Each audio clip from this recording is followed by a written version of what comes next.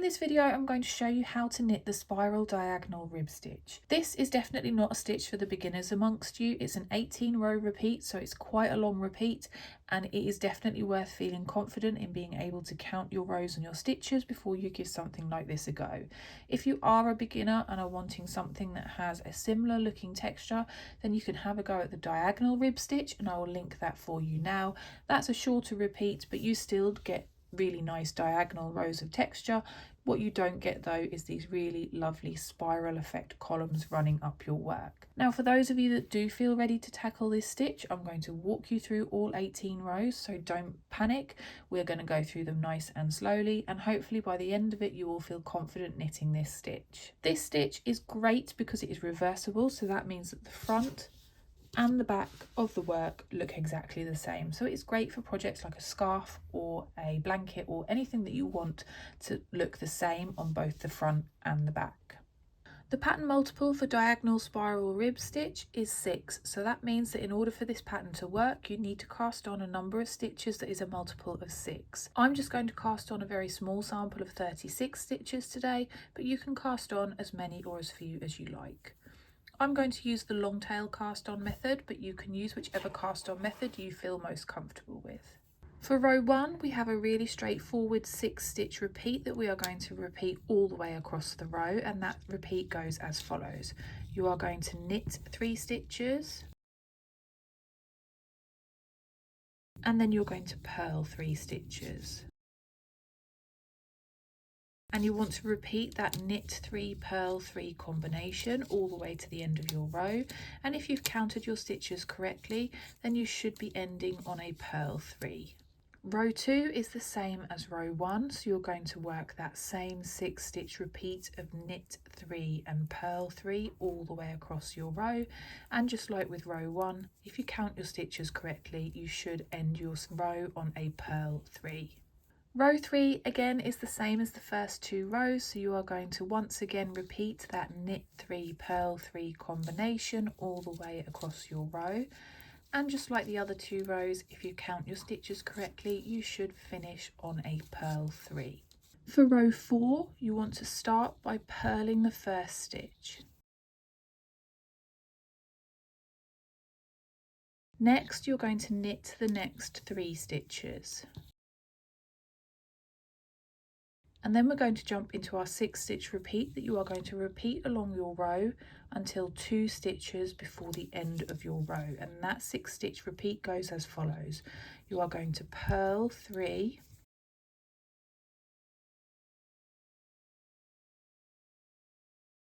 and then knit 3, and you're going to repeat those 6 stitches all the way across until 2 stitches before the end, and you should hit this point after you have finished a knit 3.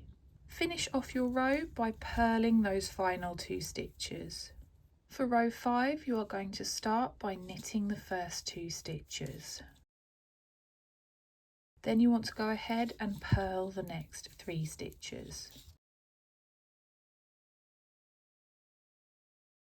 Next you're going to jump into a 6 stitch repeat that you're going to work all the way along your row until you have 1 stitch left to work in the row, and that 6 stitch repeat goes as follows. You are going to knit 3 and then purl 3, and you're going to repeat that knit 3 purl 3 combination all the way along your row until you have just 1 stitch left in the row to work, and that should come after you have worked a purl 3. Finish off this row by knitting that final stitch. For row 6 you are going to start by purling the first stitch. Next you're going to knit the next 3 stitches, and now you're going to jump into a 6 stitch repeat that you're going to repeat all the way along your row until you have 2 stitches left to work in the row, and that 6 stitch repeat goes as follows. You are going to purl 3 stitches,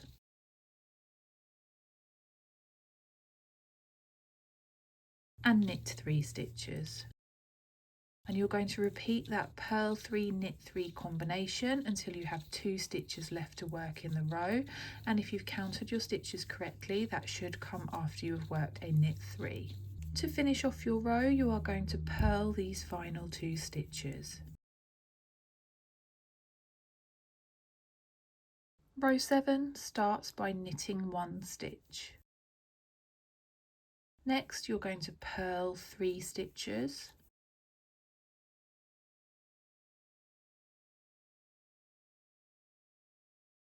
And now you're going to jump into a 6 stitch repeat that you're going to work across until you have 2 stitches left before the end of your row. And that 6 stitch repeat goes as follows. You are going to knit 3 and then purl 3. And you're going to repeat that knit 3 purl 3 combination all the way across your row until 2 stitches before the end of the row. And if you've counted your stitches correctly, that should come after you have worked a purl 3. Finish off row 7 by knitting those final 2 stitches. Start row 8 by purling the first 2 stitches.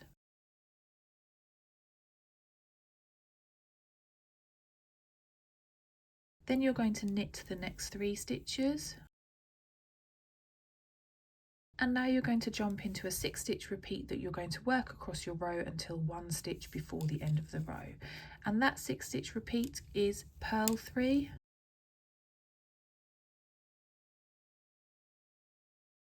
and then knit 3. And you're going to repeat that combination of purl 3, knit 3 until 1 stitch before the end of the row. And if you've counted your stitches correctly, that should come after a knit. Finish off row 8 by purling that very last stitch. Row 9 starts by knitting 1 stitch and then purling the next 3 stitches.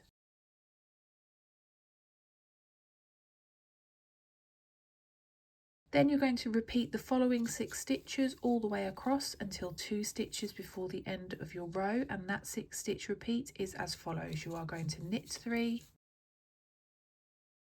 and then purl 3. And you're going to repeat that combination all the way across until 2 stitches before the end of the row, and that should come after a purl 3. To finish off row 9, you are going to knit these final 2 stitches. Row 10 is a nice and simple one. We just have a straightforward 6 stitch repeat that we're going to work all the way across the row.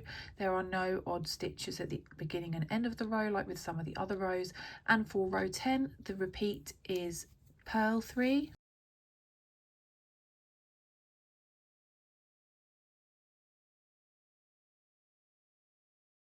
and then knit 3. And you're going to repeat that purl 3, knit 3 combination all the way across your row. And if you count your stitches correctly, then you should end the row on a knit 3. Row 11 is the same as row 10, so you are just going to work your 6 stitch combination of purl 3, knit 3 all the way across your row. And just like with row 10, if you count your stitches correctly, you should end your row on a knit 3. So that's purl 3, knit 3 all the way across your row, and you should end the row on a knit 3.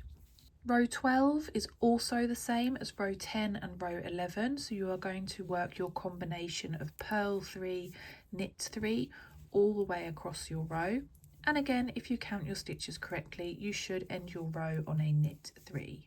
Row 13 starts by purling the first 2 stitches.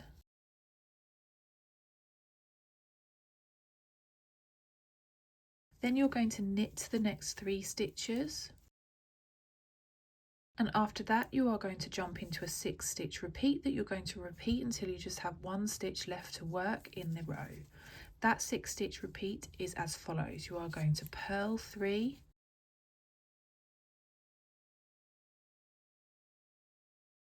and then knit 3. And you're going to repeat that combination until you have just 1 stitch left to work in the row. And if you count your stitches correctly, that should come after a knit 3. Finish off row 13 by purling that final stitch that we have left in the row. Start row 14 by knitting 1 stitch. Next you want to purl the next 3 stitches.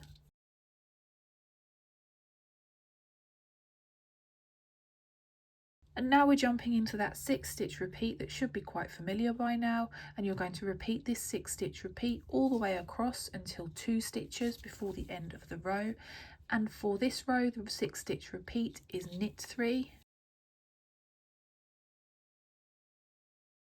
and then purl 3. And you're going to repeat that combination until 2 stitches before the end of the row, and if you count your stitches correctly, that should be after you have worked a purl 3. Finish off row 14 by knitting those final 2 stitches in the row. Start row 15 by purling the first 2 stitches. Next you want to knit the next 3 stitches, and after that it's time for our 6 stitch repeat that you're going to repeat until 1 stitch before the end of the row, and for this row that repeat goes as follows. You are going to purl 3,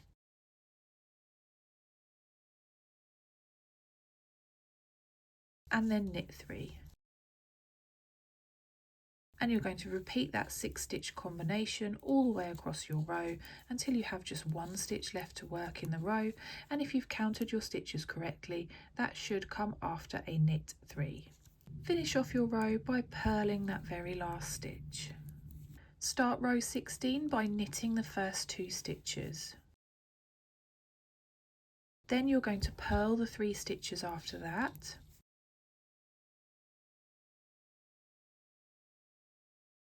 And then you're going to jump into a 6 stitch repeat that you're going to work across your row until 1 stitch before the end of the row. And for this row, your 6 stitch repeat goes as follows. You are going to knit 3 and then purl 3. And if you count your stitches correctly as you work across your row, you should be left with that last stitch to work after you have worked a purl 3. Finish off your row by knitting this very last stitch. To start row 17, you are going to purl the first stitch. Then you are going to knit the next 3 stitches. And next you're going to jump into that 6 stitch repeat that for this row you are going to work all the way across until 2 stitches before the end of the row. And for this row that repeat goes as follows. You are going to purl 3 stitches,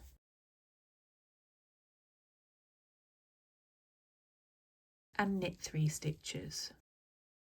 And you're going to repeat that purl 3 knit 3 combination all the way across your row until you have 2 stitches left to work in the row, and that should come after you have worked a knit 3. To finish off row 17, you are going to purl these last 2 stitches. Row 18 is the very last row of our repeat, and you are going to start by knitting the first 2 stitches. Next you want to purl 3 stitches,